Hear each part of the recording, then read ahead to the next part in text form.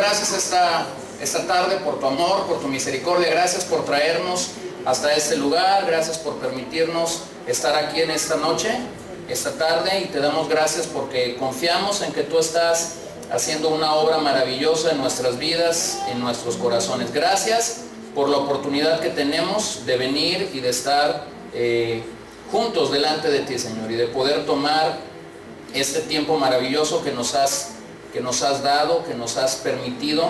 Te damos gracias por ello. Te adoramos en este momento en el nombre de Jesús y te bendecimos, Señor. Amén.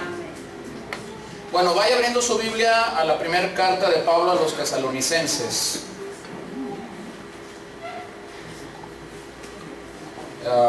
El tema que hemos puesto para esta ocasión es Tras las huellas del Maestro, tomado de esta carta. En la ocasión en la que Pablo está diciendo a los hermanos de Tesalónica que seamos imitadores de Cristo. Y si habremos de ser imitadores de Cristo, tenemos que seguir sus pisadas, tendremos que seguir sus huellas, tendremos que seguir lo que Él nos demanda de nuestras vidas. Antes de entrar en detalle, déjeme nada más ponerle en el contexto. La ciudad de Tesalónica era conocida como la madre de toda Macedonia. En los días de Pablo era una ciudad que albergaba algunos 200,000 habitantes. Por esta ciudad pasaba una carretera que iba rumbo a Roma, la vía Egnacia, como se conocía. Sin embargo, aparte de que por ahí pasaba esta carretera muy importante, Tesalónica era un puerto, y esto de ser un puerto lo hacía ser una ciudad donde básicamente congregaba muchas culturas. Congregaba mucha gente que venía por ahí, pero no solamente congregaba muchas culturas, sino que congregaba muchas formas de creencia, muchas religiones, mucho paganismo. Esta carta de Tesalonicenses nos da una idea clara de la iglesia que Cristo está edificando. Curiosamente, cuando lees esta primera carta a los tesalonicenses, no hay aquí una referencia a la cantidad de miembros que tenía, no hay una referencia aquí a la visión que esta iglesia tenía, no hay aquí una referencia al calendario de actividades, no hay una referencia a la educación, no hay una referencia a quién es su pastor, ni a los eventos que esta iglesia realizaba. Sin embargo, la carta nos da 7 cualidades, 7 características, 7 huellas que hay que seguir si habremos de imitar a Cristo, y que distinguieron a los hermanos en Tesalónica. Lo interesante es que esta es una de las primeras cartas que Pablo escribe. Se cree que primero escribe a los Gálatas y después escribe a los hermanos en Tesalónica. Allí había aproximadamente unas 2 décadas después de la resurrección de Cristo. Esta carta fue escrita, la primera, y muestra un sentido muy interesante. Muestra a una iglesia con mucha vitalidad. Muestra a una iglesia que estaba permaneciendo en su andar, en su caminar con Cristo. Y la pregunta que yo me he hecho durante estas semanas mientras preparamos todo este evento es: ¿será que la iglesia actual ha seguido las huellas equivocadas y no las que Jesús nos traza en su Evangelio, en el Nuevo Testamento? Fíjense que Jesús nunca considera, a lo largo de toda la Biblia, Jesús nunca considera importante ciertos detalles en los que a veces la iglesia se detiene o se para. Simplemente Jesús nos manifiesta el tipo de iglesia que Él busca, el tipo de gente que Él busca que pueda seguirle, que pueda encaminarse en la búsqueda de seguir sus pisadas. El contexto de esta iglesia nos lo da Hechos 17, del verso 1 al 9. Pablo llega ahí, comparte el evangelio, rápidamente los judíos lo rechazan, entonces comienza a ir a los gentiles. Hay un despertar de Dios en esta comunidad, pero a la vez que hay una aceptación de la palabra de Dios, en ese lugar hay una oposición a la palabra de Dios. Y esto es común. Siempre que encuentras corazones abiertos al mensaje del evangelio, siempre que encuentras buena tierra donde el mensaje del evangelio está causando un efecto, también encontrarás lo segundo, encontrarás oposición al mensaje del evangelio. Entonces Las razones por las que Pablo escribe esta carta son razones muy interesantes, porque son las razones que un pastor tiene para permanecer en la obra del ministerio. Nuevamente lo tenemos que decir, no se sabe cuánto tiempo estuvo Pablo en Tesalónica, pero fue muy corto su tiempo en Tesalónica. De tal manera que cuando él escribe esta carta, era imperante poder alinear ciertas y cuales cosas. Él escribió como un pastor para dar aliento, escribe para contestar falsas alegaciones que había en Tesalónica, escribe para consolar a una iglesia que estaba siendo perseguida, para expresar su fe por el gozo que ellos tenían, escribe para recordarles la importancia de la pureza moral, escribe para recordarles que la holgazanería es un pecado, escribe para corregir los eventos acerca del porvenir, el arrebatamiento, la venida de Cristo, escribe para tratar de solucionar tensiones al interior de un rebaño, escribe para dar fundamentos de la vida cristiana. Entonces, pudiéramos concluir que el deseo de Pablo al escribir a estos hermanos era consolidarlos, era fortalecerlos en los pasos que ellos tenían que dar para seguir a Jesús. Yo he hallado 7 huellas o 7 elementos que Pablo destaca en esta carta que quisiera considerar con ustedes, y va a ser simple y sencillamente una introducción a todo lo que van a estar compartiendo con nosotros, a todo lo que vamos a estar hablando durante estos días. Número 1, o la primer huella, o la primer señal, o la primera característica que tenemos que Pablo destaca aquí, es la huella de la redención. Pablo toma el tiempo para explicar a los hermanos en Tesalónica claramente que solo Dios redime, que solo Dios redime. No redimía Pablo, no tenía poder de redención Timoteo, no tenía poder de redención Silas, solo Dios. ¿Qué es que Dios nos redime? Pues que Dios nos libra, nos ha librado del pecado. ¿Lo libró usted del pecado? Amén.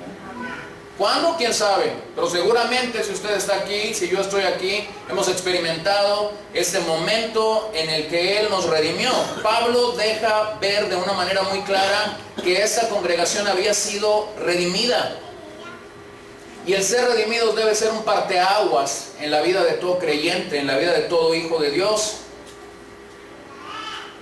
El gran problema que tenemos con la redención en nuestros días es que mucha gente no entiende verdaderamente el concepto de nacer de nuevo, el concepto de ser salvos, el concepto de ser rescatados en nuestros días. Algunas personas, cuando les compartes el evangelio y les dices que Dios tiene que perdonarlos, te dicen: ¿perdonarme de qué? Si yo no he hecho nada. Y ese es un entendimiento incorrecto de la redención. Pase conmigo a la primera carta de Pablo, capítulo 1, versículo 1 al 5, por favor. Pablo, Silvano, Timoteo, a la iglesia de los tesalonicenses en Dios Padre y en el Señor Jesucristo. Gracia y paz sean a vosotros de Dios nuestro Padre y del Señor Jesucristo.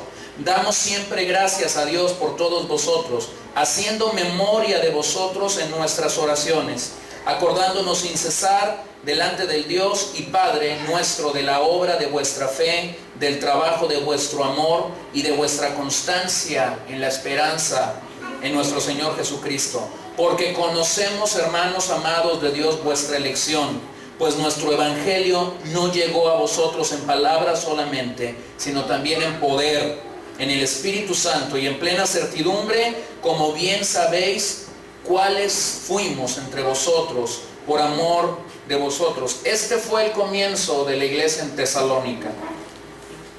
Y el comienzo estuvo basado no en conocer a la iglesia, no en conocer la religión, no en conocer un formato, no en conocer paradigmas que podemos llegar a tener. La base de la redención, la base donde se edifica esto es conocer personalmente a Cristo como Salvador. Y tenemos un grave problema porque no entendemos la parábola del trigo y la cizaña, y aún esta parábola puede afectarnos al interior de la iglesia y en el sentido real que esto debería tener. Y cuando esto es mal entendido es que comenzamos a menospreciar principios tan sencillos como el principio de la redención. Una iglesia redimida es aquella que ha asumido su papel, que persevera en aquellos principios, escúchelo bien, que surgen del corazón de Dios, no de la mente humana, no de la sabiduría humana, no del entendimiento humano. Eso es vago, eso es vano, eso es temporal. Que surgen del corazón de Dios, de la mente de Cristo. Una vez que los hermanos en Tesalónica se entregaron al mensaje de la redención, observa lo que Pablo destaca de ellos. Número 1, la fe en Cristo. Todo inicia con nuestro creer acerca de Cristo. Y esta fe había producido obras entre los tesalonicenses. Le quiero animar, le quiero exhortar que como redimidos, como salvos por Dios, tenemos que tener obras. Definitivamente entendemos que las obras no nos salvan, pero definitivamente también entendemos que las obras testifican y demuestran y hablan de nuestra fe en el Señor Jesucristo. Y luego Pablo destaca lo segundo de los redimidos, su amor hacia Cristo. Este amor hacia Cristo que te lleva a trabajar arduamente por causa del sacrificio de Jesús, que te lleva a edificar sobre un fundamento sólido, de tal manera que Pablo dice, ustedes se han dado hasta el agotamiento, hasta el agotamiento. Lo tercero que Pablo dice en estos pasajes es la esperanza de nuestro Señor Jesucristo. Y esto hizo que los tesalonicenses perseveraran y fueran constantes hasta que el Señor viniera, o ellos fueran a ellos, o ellos fueran a Él. Una iglesia así va a ir por todas partes, como dice Pablo aquí, con el poder del Espíritu Santo, y causará un impacto tremendo en el corazón de aquellos que aún no tienen a Dios. Observen que Pablo dice que este evangelio vino con poder y tuvo un efecto poderoso en medio de ellos.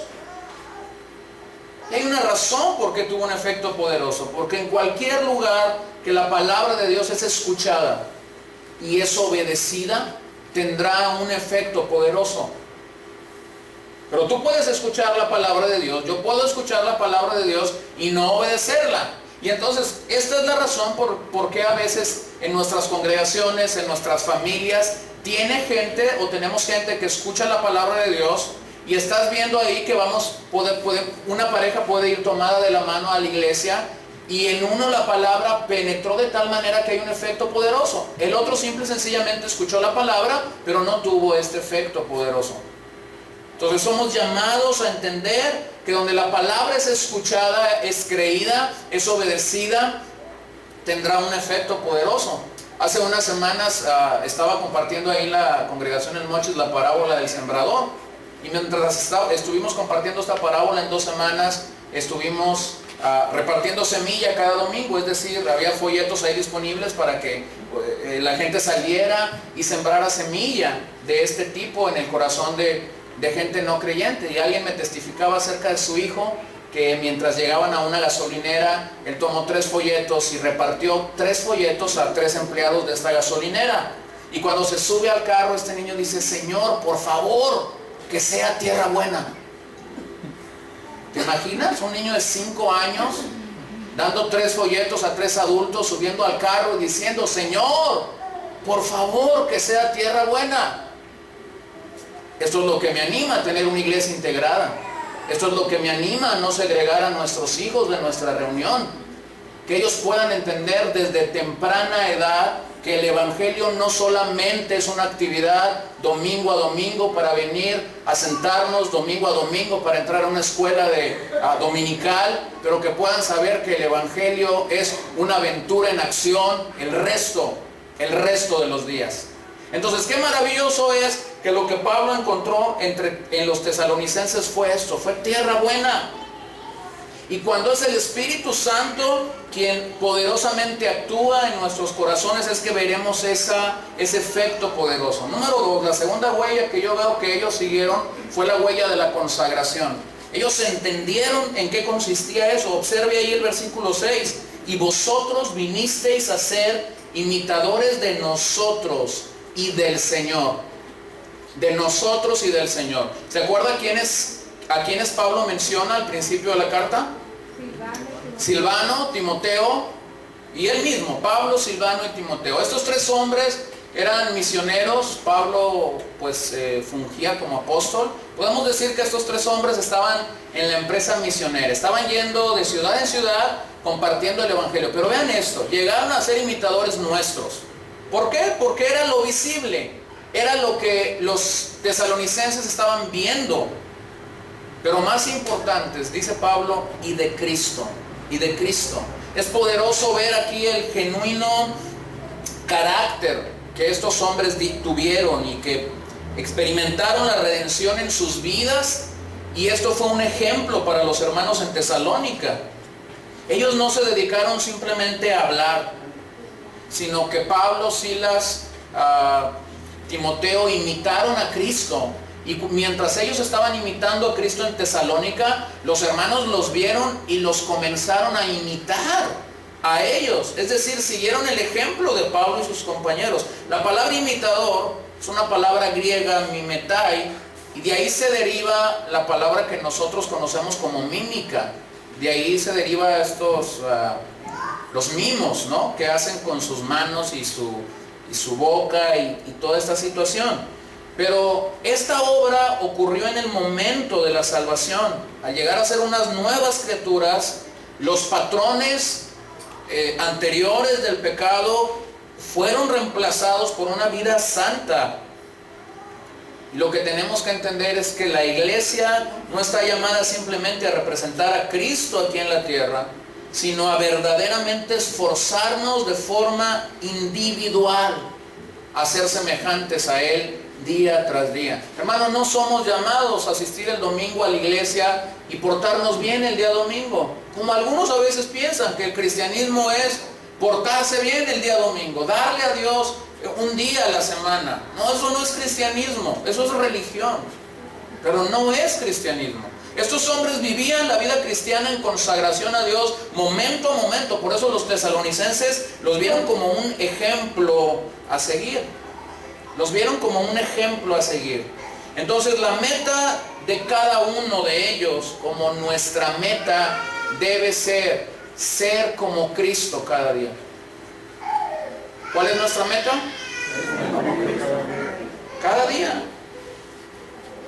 Y si nosotros buscáramos ser como Cristo cada día, nos encontraremos rápidamente que habrá algo más grande y poderoso cada día en nuestras vidas. Si fuésemos como Cristo, no tuviésemos ningún problema en relacionarnos los unos con los otros. Muchos de nuestros problemas de desarmonía es simple y sencillamente porque no estamos enfocados en ser como Cristo. Seguimos peleando nuestras propias batallas, seguimos peleando nuestras propias peleas en nuestra carne.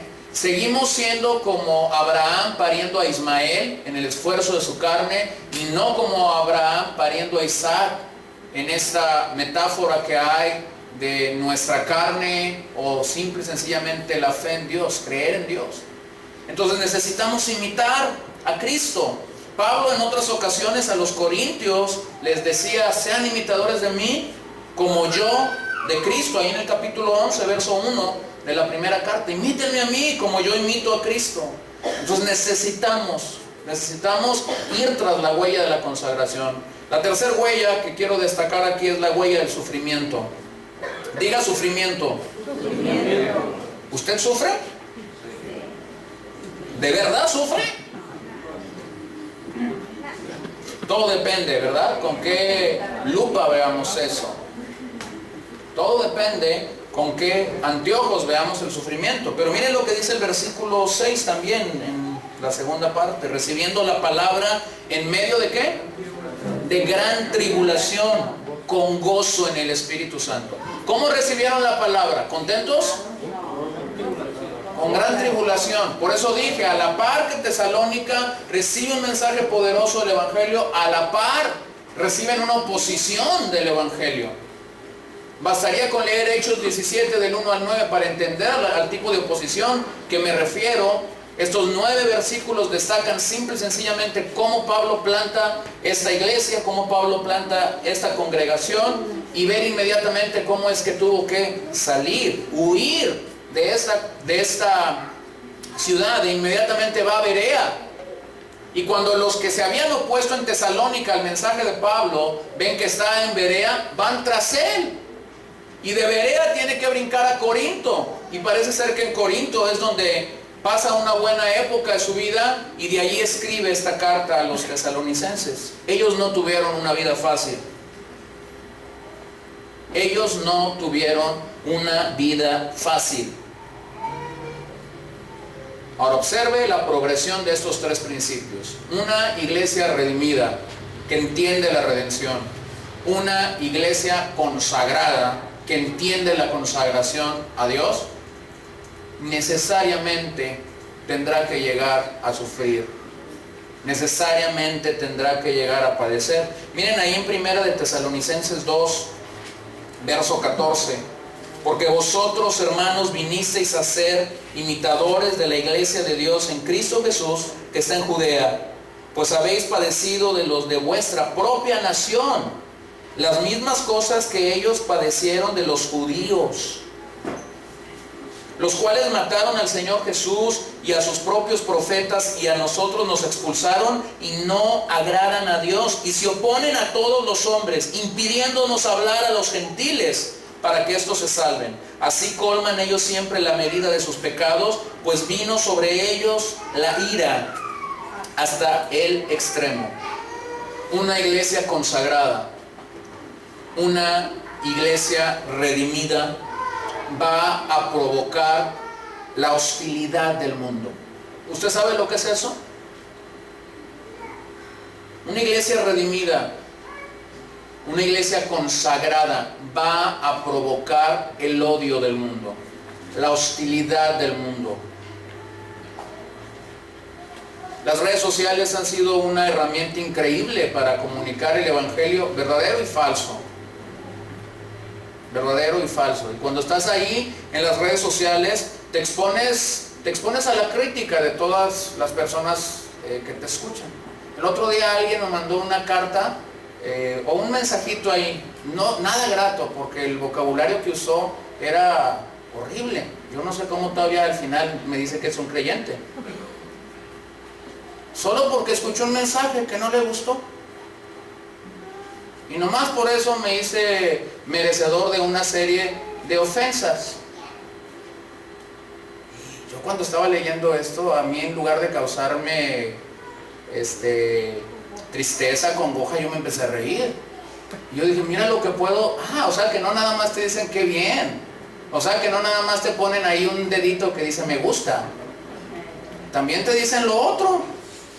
Ahora, una iglesia consagrada, una iglesia que está siguiendo, imitando a Jesús, va a recibir la hostilidad. El sufrimiento vendrá, es lo que te quiero decir. Pero quiero que se detenga en esto. Sufrimiento viene de Dios cuando estás consagrado a Él. Pero hay un tipo de sufrimiento que nosotros mismos podemos provocar si andamos en la carne. Si andamos en la carne, nosotros mismos podemos provocar un sufrimiento a nuestras vidas. Y lo que muchas veces sucede es que cuando estamos sufriendo por una mala decisión, por una mala apreciación de un principio de la palabra de Dios, algunos decimos, estoy sufriendo por causa del evangelio. Bueno, hay que revisar nuestras motivaciones, si realmente es por causa del evangelio o si estamos en ese lugar por un error de nuestra carne. Jesús afirmó en Juan 15, 18, 20 que si a Él lo siguieron, también a sus seguidores, ¿lo que es? Lo seguirán. Miren ahí en Colosenses 1, verso 24, ahora me gozo en lo que padezco por vosotros y cumplo en mi carne lo que falta de las aflicciones de Cristo por su cuerpo, que es la iglesia. ¿Sabes lo que Pablo está diciendo? Pablo está diciendo que el mundo ya no puede perseguir a Cristo. ¿Pero a quién va a perseguir? A sus seguidores, a su iglesia, a quien está caminando tras sus huellas. Y me encanta porque Pablo está diciendo básicamente que él estaba dispuesto a sufrir por causa de Cristo. Si Él lo hizo por nosotros, entonces dice Pablo, yo estoy dispuesto a sufrir por Él. La pregunta que tenemos que hacernos en estos días es, ¿realmente nosotros estamos dispuestos a padecer, a sufrir por Cristo? La iglesia que enfrenta al mundo, la iglesia que no teme enfrentar al mundo, será una iglesia que rápidamente recibirá la oposición, el enfrentamiento del mundo. Número 4, la huella de ganar almas. Pablo nos manifiesta en estos versículos del 7 al 8 básicamente lo que esta iglesia comenzó a hacer, de tal manera que habéis sido ejemplo a todos los de Macedonia y de Acaya que han creído, porque partiendo de vosotros ha sido divulgada la palabra del Señor, no solo en Macedonia y Acaya, sino que también en todo lugar vuestra fe en Dios se ha extendido, de modo que nosotros no tenemos necesidad de hacer nada, porque ellos mismos cuentan de nosotros la manera en que nos recibisteis y cómo os convertisteis de los ídolos a Dios para servir al Dios vivo y verdadero. Ellos dieron un testimonio maravilloso, doble. Vivían una vida ejemplar porque estaban imitando a Cristo, pero estaban dando testimonio verbal de ellos. Muchos al ver esta iglesia, según lo que Pablo testifica, dijeron, esta es la manera como debemos vivir. Ahora observe algo, Pablo no destaca que vieron el ambiente de una congregación, no vieron la agenda de una congregación. Lo que ellos vieron realmente es semejanza a Cristo. Ellos estaban estableciendo la pauta a seguir en la región donde ellos vivían, y simplemente la pauta era ser como el maestro. Pablo no tuvo que testificar de lo que había pasado en Tesalónica. Pablo no tuvo que contar de lo que estaba pasando en Tesalónica. Los propios tesalonicenses se encargaron de comenzar a comunicar lo que estaba pasando en Tesalónica. Tesalónica se encontraba solo 80 kilómetros del monte de Olimpo, lugar donde se creía moraban los dioses griegos. Aunque ellos habían creado o habían sido criados en una ciudad de pluralidad de muchos dioses, en el plazo de 3 semanas, toda una comunidad, que es el tiempo que se cree que Pablo estuvo aquí fundando esta iglesia, 3 semanas. En el paso de 3 semanas, toda una comunidad de creyentes, es decir, los que habían creído en Tesalónica, dejaron de servir a ídolos para servir a un Dios que vivo. Esa es la clase de transformación que el evangelio causa. Esa es la clase de transformación, ese es el reto de un evangelio adecuado, correcto. Pero también hablaron lo que Dios había hecho por ellos. Observe la palabra partiendo de vosotros. Ellos comenzaron a partir de entre ellos mismos. La palabra griega ahí es exechetai, de la que surge la palabra eco. Es decir, cuando ellos apreciaron la redención en sus vidas, cuando ellos comenzaron a imitar a Cristo, ellos comenzaron a hacer un eco. ¿De qué? De que solo Dios redimía, de que solo Dios perdonaba y quita el pecado del mundo. ¿Se acuerdan de Juan el Bautista cuando ve a Jesús? He aquí el Cordero de Dios que quita el pecado de todo el mundo. He aquí el Cordero de Dios. Se dice de Juan el Bautista que era una voz que clamaba en el desierto. Pero rápidamente los tesalonicenses no fueron una voz, fueron 2, fueron 3, fueron 4, fueron 5. Partieron de entre ellos para comunicar este mensaje a otras personas, a otros ciudadanos romanos, a otros griegos, quizás a otros judíos. Hermano, lo que Dios ha hecho en tu vida, en la mía, no es para quedarse callado, no es para abrazarlo y simplemente decir, Señor, gracias por rescatarme. Ese poder redentor de Dios tiene que causar un efecto de eco en nuestras vidas, un eco de su palabra, un eco de su verdad. Un eco simple y sencillamente repite lo que originalmente se ha escuchado. Por favor, no haga del evangelio un teléfono descompuesto. ¿Recuerda cuando usted era un niño y jugábamos este juego del teléfono descompuesto? El otro día estaba con los jóvenes en una reunión y me pidieron que yo estuviera ahí al frente del teléfono descompuesto. Y yo simplemente dije esto, voy a probar su sabiduría de la Biblia. Judas se ahorcó y Pedro se arrepintió. Lloró. Jesús lloró, dijiste. No, Judas se ahorcó y Pedro se arrepintió y Jesús lloró. Para estar contigo. Y entonces eso fue algo caótico al final. Nadie supo que Pedro era el que se arrepintió y Judas era el ahorcado. Ya no recuerdo cuál fue el final. Aquí está el problema de ganar almas. Ganar almas no es jugar al teléfono descompuesto. No es que usted le diga a la gente lo que usted cree del Evangelio. No es que usted interprete el Evangelio. No es que usted rebaje el Evangelio para decirle a la gente. El pretexto de muchos es que yo no quiero dañarlo, porque si lo daño en esta primera ocasión, lo voy a perder. No, lo más probable es que si le dices una mentira acerca del Evangelio, esa persona no llegue a ser un verdadero creyente. Dios no nos pide que ayudemos a su mensaje. Dios nos pide simple y sencillamente que comuniquemos con fidelidad lo que hemos creído. Un eco repite lo que originalmente se ha dicho, por lo menos en el contexto que estamos viendo de los hermanos en Tesalónicas. Dios ha puesto su voz en nosotros por medio de su Espíritu Santo. Dios no nos pide que usted y yo originemos una palabra. Dios nos pide simple y sencillamente que tu boca y mi boca sean un eco de su verdad. Un eco de su verdad. La siguiente huella es la huella de la esperanza por su retorno. Y estoy yendo rápido porque básicamente Tony y Filiberto van a estar explicando estas huellas y yo voy a estar explicando estas huellas con más detenimiento mientras avanzamos en esta reunión. Pero está la huella de la esperanza de su retorno. Observe ahí en 1 de Tesalonicenses 1:10, y esperar de los cielos a su Hijo, el cual resucitó de los muertos, a Jesús. Dígalo conmigo, ¿qué hace Jesús? ¿Quién nos libra? ¿De qué? De la ira venidera. De la ira venidera.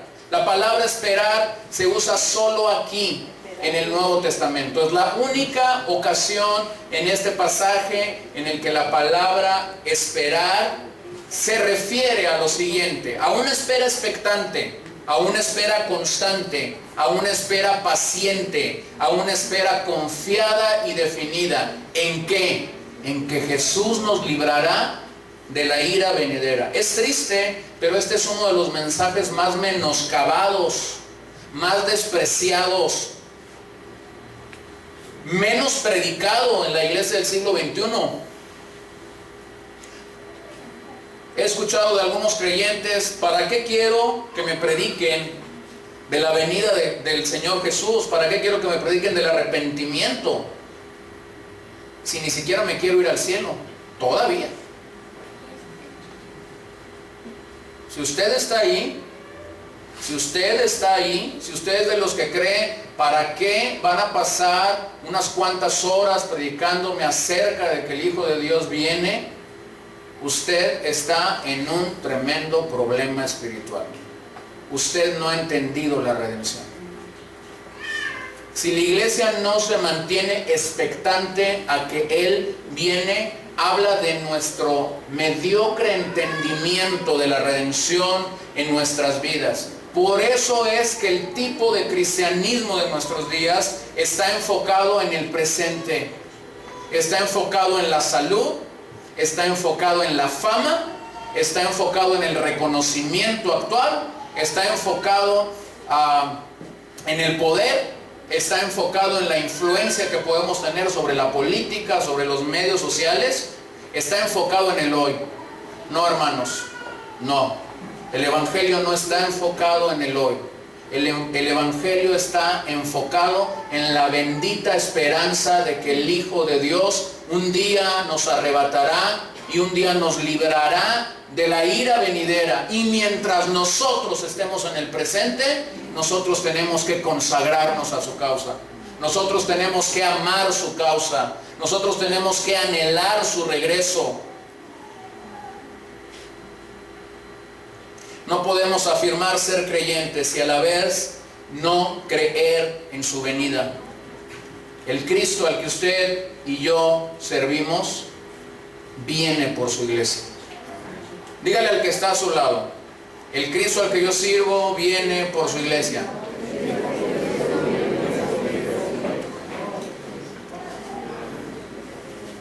Mi papá trabajaba en una compañía disquera en la Ciudad de México. Los contadores de esta compañía disquera, a los que ellos tenían que visitar 1 o 2 veces por mes para hacer las cuentas, vivían de un lado al otro lado de la ciudad. Y siempre mi papá les hablaba y les decía: voy a ir en tal día. Y de repente estos señores hablaban ahí a la casa y decían, contestaba mi mamá y preguntaban por mi papá y decía mi mamá: pues no está, salió.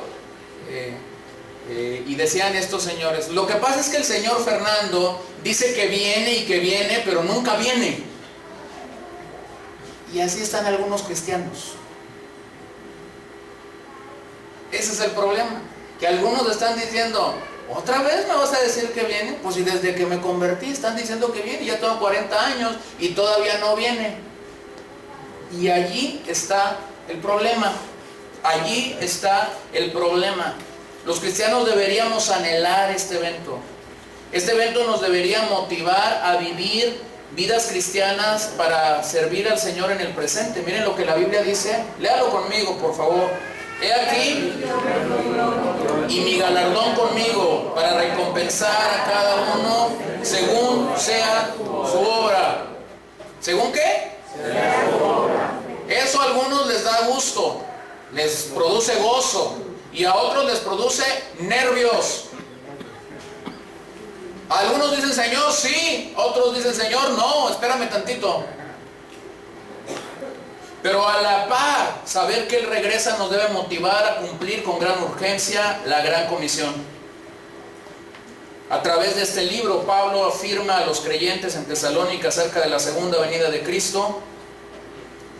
Cuando ellos están siendo perseguidos, Pablo los anima a mirar hacia adelante, a ver la venida de Jesús, nuestro gran Dios y Salvador, y a tener una perspectiva de la vida con una esperanza en el futuro. Número 6, la huella de la firmeza. Pasen conmigo al capítulo 3, versos 7 y 8. Primera de Tesalonicenses 3, 7 al 8. Por ello, hermanos, en medio de toda nuestra necesidad y aflicción, fuimos consolados de vosotros por medio de vuestra fe, porque ahora vivimos si vosotros estáis firmes en el Señor. Pablo se gozó que a pesar de que él había estado escasamente 3 semanas en Tesalónica, los hermanos allí permanecieran ¿cómo? Firmes en el Señor, sin haber dado reversa en su relación con Dios, sino afirmándose, sino abrazando su relación con el Señor. Permanecer firmes en Él significa 2 cosas en el contexto de este pasaje: no vacilar en la doctrina, es decir, no tener duda de la enseñanza clara de las Escrituras, pero a la vez permanecer firme significa mantener un amor puro. Tenemos 2 elementos tan necesarios. Tenemos que permanecer por un lado en la doctrina, pero en el otro lado de la moneda o del barco tenemos que abrazar el amor al cual Dios y las Escrituras nos invitan. Si solo nos levantamos en el lado de permanecer en la doctrina, rápidamente nos convertiremos en buenos religiosos, en buenos fariseos, que sabemos lo que la Biblia dice, que sabemos lo que la doctrina dice, pero que no tenemos este requisito que equilibra la verdad. El requisito que equilibra la verdad es el amor. La verdad sin amor te lleva a un punto de destruir a la gente. te lleva en un punto de juzgar a la gente. Pero en el otro extremo también tenemos un problema. Tenemos el problema de amar sin estimar la verdad. Y eso ha llevado a muchos a vivir una vida cómoda, una vida light en la cristiandad. ¿A qué es lo que Pablo nos llama cuando dice permanezcan firmes? Necesitamos abrazar la verdad de Dios, ¿cierto? Pero necesitamos abrazar el amor de Dios. Saber que comunicamos la palabra del Evangelio en verdad, pero que tenemos que hacerla en amor. Cuando una persona se mantiene firme en la doctrina, pero comienza a secarse espiritualmente porque no ha entendido el amor, tenemos problemas. Este fue el problema de la iglesia en Éfeso. Su doctrina era la adecuada, pero su amor estaba por los suelos. ¿Se acuerdan del reclamo de Dios a esta iglesia? ¿Haz qué? Perdido.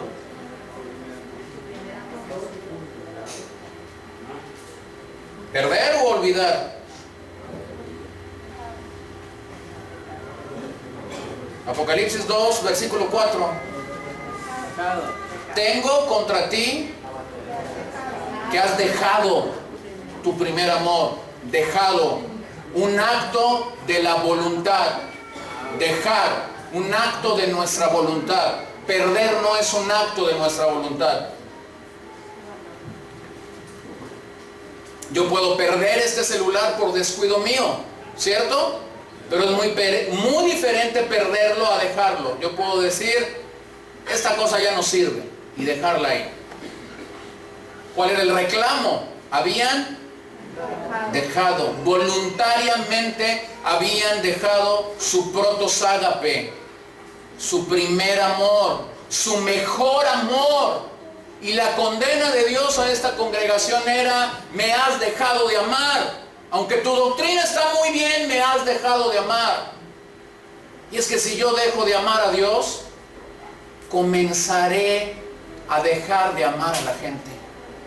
Comenzaré a dejar de amar a mis hermanos, comenzaré a dejar de amar a quien no tiene a Cristo y por ende no compartiré el mensaje del Evangelio.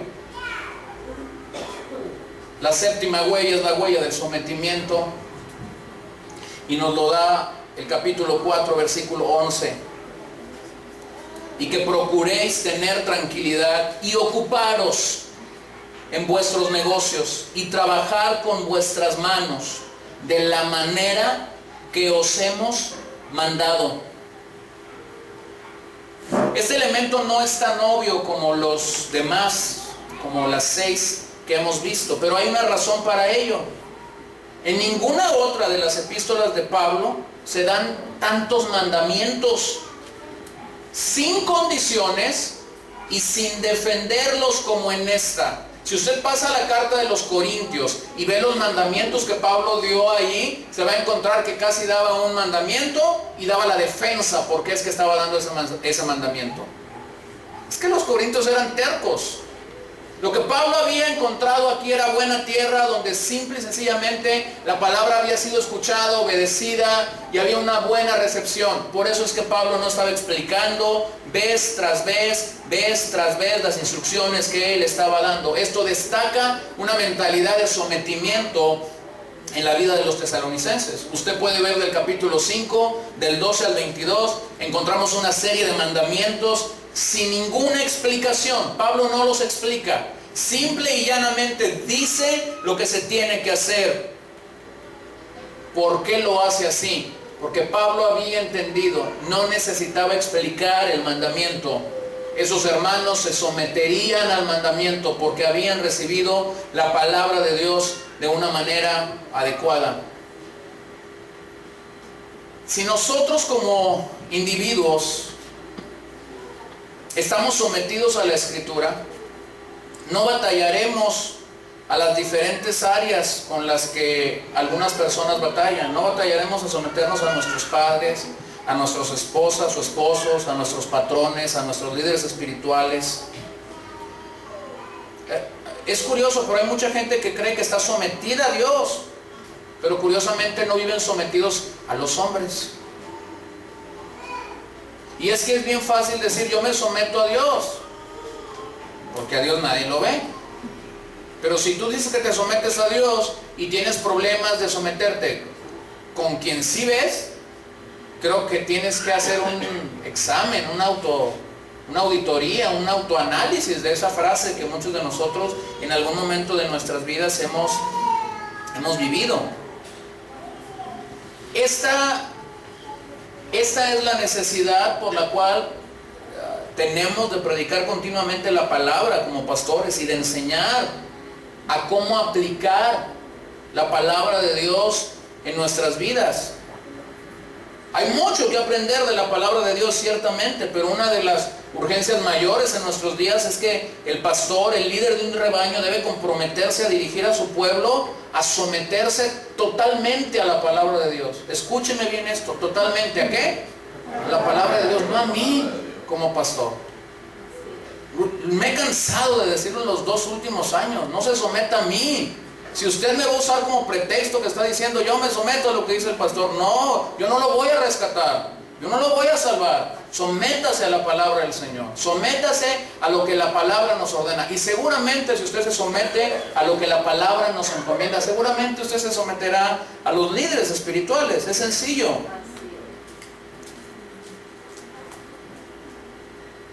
Ese tipo de sometimiento nos lleva a abrazar todo lo que surge y lo que emana de la temática bíblica. Esto provoca el sometimiento deseado por Dios. Es este tipo de iglesia el que está siendo perfeccionada, capacitada, remendada por Dios, por la palabra de Dios, para servir y para edificar a su pueblo momento a momento. Ahora yo quiero retarte esta noche a que tú examines durante estos días en qué estamos fallando de estas 7 áreas. ¿En qué estás fallando? Y creo que el análisis tiene que comenzar siendo un análisis personal. Ciertamente tendría que llegar a ser un análisis congregacional, pero creo que tiene que empezar siendo un análisis personal. ¿En qué estoy fallando? O quizás en qué estoy caminando de manera adecuada. Entonces vamos siendo retados por Dios y su palabra para fortalecer los puntos fuertes y para consolidar los débiles. Ni yo ni ninguno de los que venimos aquí venimos a juzgarle si usted está siendo débil en algo.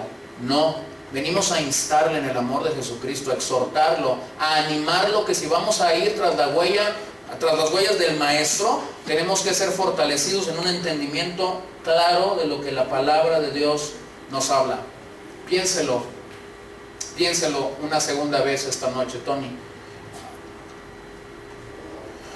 ¿Está siguiendo la huella de la redención? Número 1, ¿está usted seguro de su salvación? ¿Está usted seguro de que el poder de Dios vino cuando usted y yo escuchamos el mensaje de Dios y nos libró del poder del pecado? Tenemos que estar seguros de eso. Y esa seguridad nos llevará a una simplicidad, que la redención no es algo con lo que nos quedamos. La redención es algo que compartimos con el resto de las personas que vamos conociendo en el diario vivir. Piénselo. ¿Está usted imitando a Cristo? ¿Está usted siguiendo la huella de la consagración? ¿Está usted buscando cada día ser como Juan dijera aquel día, conviene que yo mengue para que Cristo crezca? ¿Lo está haciendo?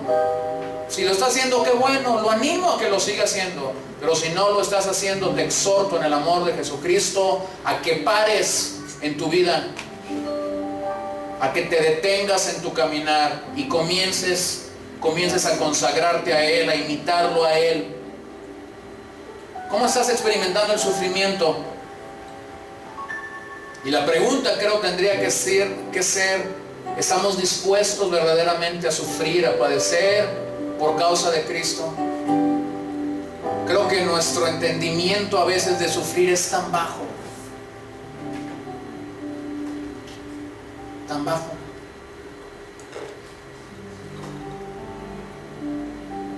Tan bajito. Ayer recibimos a Mariana y Elía, y cuando se suben a mi carro, habían estado unos cuantos minutos en la ciudad. y se suben a mi carro y ya tenían calor. Viven en Guadalajara y están acostumbrados a ese clima, ¿verdad?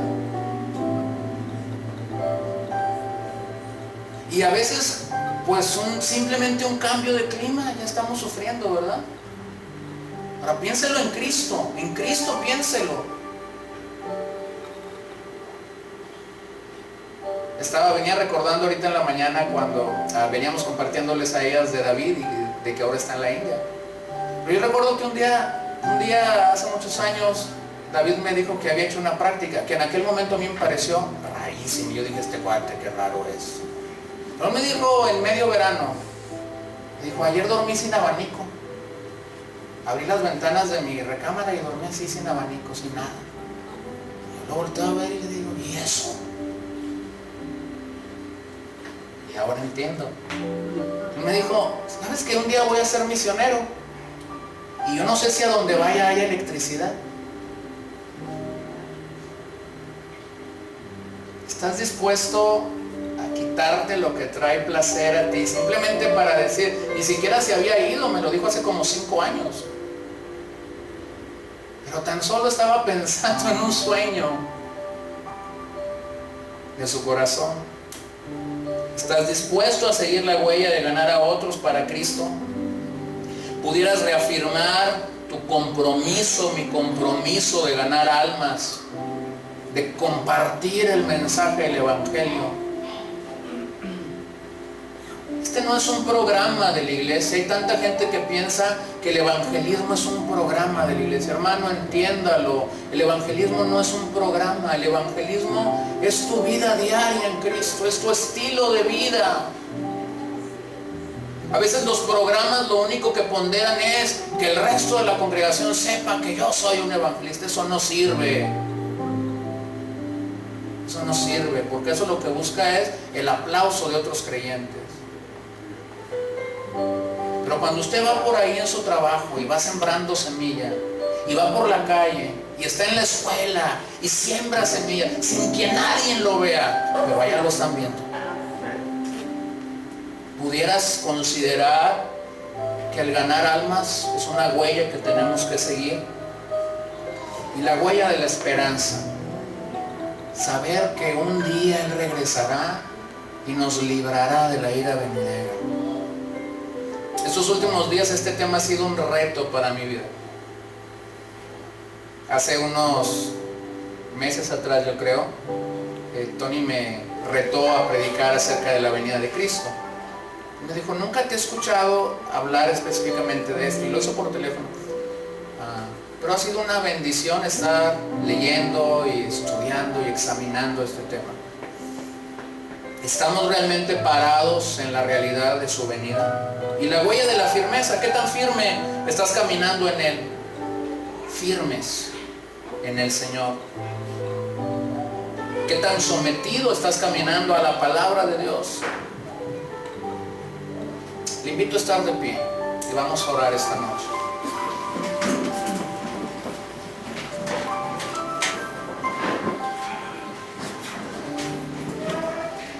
Hace muchos años un poeta español escribió estas líneas, me encantan. ¿Qué quiero?, dijo Calderón de la Barca. ¿Qué quiero, mi Jesús? Quiero quererte. Quiero cuanto hay en mí del todo darte, sin tener más placer que el agradarte, sin tener más temor que el ofenderte. ¿Qué quiero? Quiero olvidarlo todo y conocerte. Quiero dejarlo todo por buscarte. Quiero perderlo todo por hallarte. Quiero ignorarlo todo por saberte. Quiero, amable Jesús, abismarme en ese dulce hueco de tu herida y en sus divinas llamas abrazarme. ¿Qué quiero? Quiero por fin en ti transfigurarme, morir a mí para vivir a tu vida, perderme en ti, Jesús, y no encontrarme. Hermanos, vamos tras sus huellas. Es sencillo. El camino está trazado. Vamos tras él.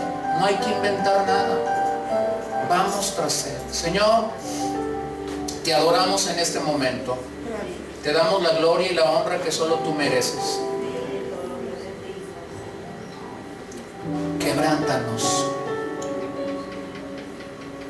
Quebrántanos para ir tras de ti.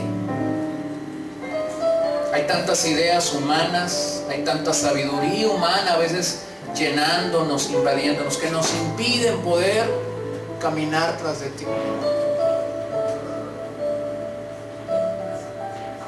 Aquel día cuando inspiraste al apóstol Pablo por medio de tu Espíritu Santo a escribir todas estas verdades,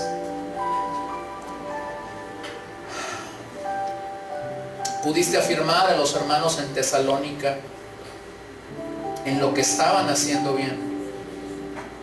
Y esta carta sigue siendo poderosa para entender lo que estamos haciendo bien, pero también para llamarnos a un reto y a un desafío en cuanto a lo que no estamos haciendo o en cuanto a lo que estamos haciendo de forma equivocada.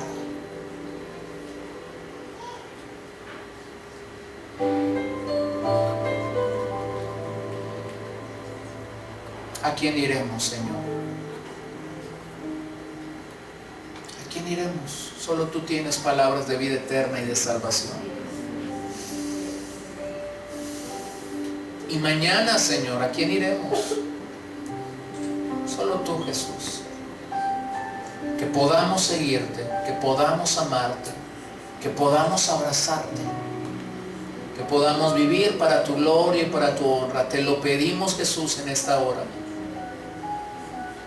con todo nuestro corazón. Que mientras estamos aquí estos días, Señor, tú nos hables por tu palabra. Que mientras estamos aquí estos días, tú nos permitas ser transformados a tu imagen.